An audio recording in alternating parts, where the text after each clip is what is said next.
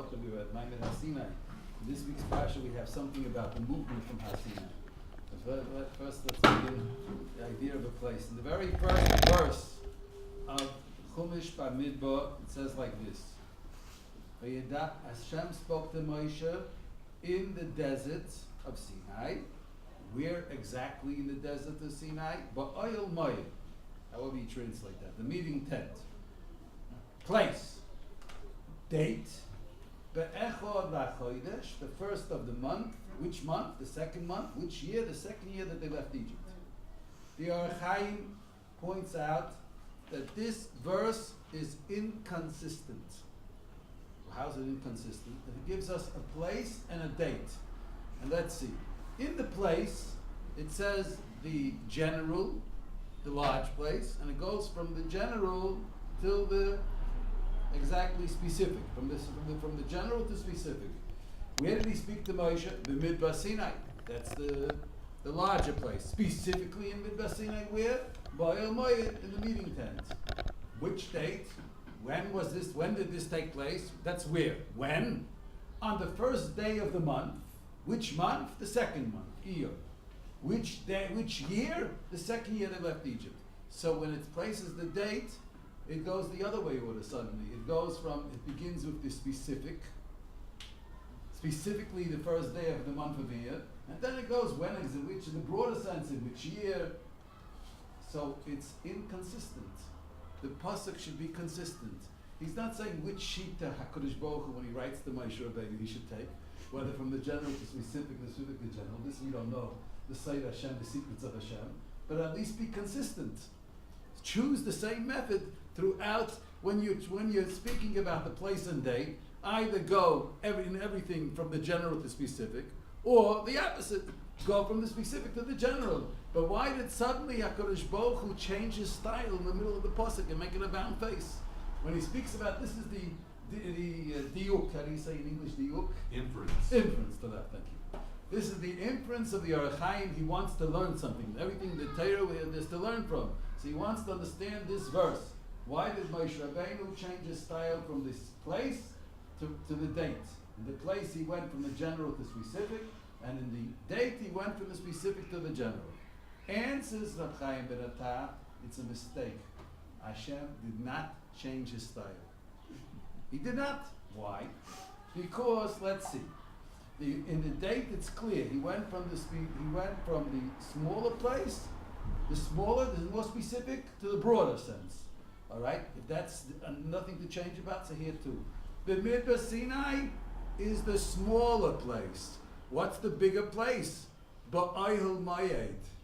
Because the Ba'oil Moed is the place where the Shechina is. And HaKadosh Baruch Hu says to Moshe Rabbeinu, Hinei Makom Iti.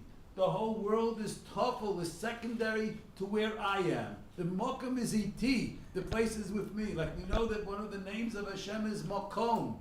That the world is not the place of Hashem. That HaKadosh Baruch Hu is Mekayim Shalaylam. He's the place of the world. So where HaKadosh Baruch Hu is, that's the broader place. That's the Ika place. So he went from the specific. So the pasuk is consistent. It's not inconsistent. He went from the smaller to the larger. But Midbar Sinai is the smaller place. Ba'oil Moed, that's the whole world. Where the Shechina is, that's the whole world. Everything is secondary to that. He didn't change his style. That means even though to the naked eye it looks that the place of the Elomayim is smaller, but we just see with the eye, we don't see it. We don't see it. We don't have eyes of truth to see the things in their real sense. We're limited to our little organs and eyes, so we don't see the full picture. But in the full picture, the Elomayim, that's the whole world. That contains everything. And this is a fantastic foundation in Torah. And he says, and this nice took place. It says in Chazal at one point that Hashem gathered all of Klal Yisrael, he Hakel Yisrael, and he put them all between the two Badei Ha'aron, the two sticks of the Aron. How much space was between the two sticks of the Aron? The Aron was 2.5 amas length, Each stick took up a half of amma. So between or a quarter, whatever, two tvachim, half, 1.5 tvachim, or whatever. Anyway, between 2 amot of space of the Aroin, he put the Derech Nes view. He put all of Klal Yisrael. He put the whole nation of Israel between that place. Chazal expressed this idea as well when they speak about the place where 2 people study Torah and they try to understand Gemara, Rashi, Tosfos. And what do they say? Where's the oil mayed? Where is the oil mayed for generations? Mishachara Beis Hamikdash, from the time that the temple was destroyed, one has to hear the words of the sages. Ein la'HaKadosh Baruch Hu ba'olamai. Ein. HaKadosh Baruch Hu has nothing in this world. The whole world is not. All of this is secondary. Ein la'HaKadosh Baruch Hu ba'olamai. What does he have? How many meters is the world? I don't know. You have to think. How many kilometers? How many 25,000 miles around the world. Yeah. So he says 40,000. Yeah. And what does he have? He has only Daled Amos. From all those kilometers, he only has Daled Amos. Which Daled Amos? Daled Amos shel halacha bilvad, where 2 people sit and study those Daled Amos and try to understand the Gemara. That's what HaKadosh Baruch Hu has in this world. Everything else is secondary. Ein HaKadosh Baruch Hu ba'olamai, Daled Amos shel halacha bilvad. That's the oil mayim. That's connected the whole world. Why is it important to know this? Because I want to go back. You here have the opportunity to study in the yeshiva, to study Torah. When does the Yetzer Hara have power over a person? What is the power of a person? So we go back to, even though it's not these parshas now, it says what the power of the Yetzer Hara is when he manages to put in a person a doubt in the importance of what he's doing. When a person doesn't have clarity, that's when the Yetzer Hara, he's not clear in his goals, that's when the Yetzer Hara, the evil inclination, has power. If a person is convinced and clear in the value of what he's doing, the Yetzer Hara has no power. There's a remiss to this in the Siddur.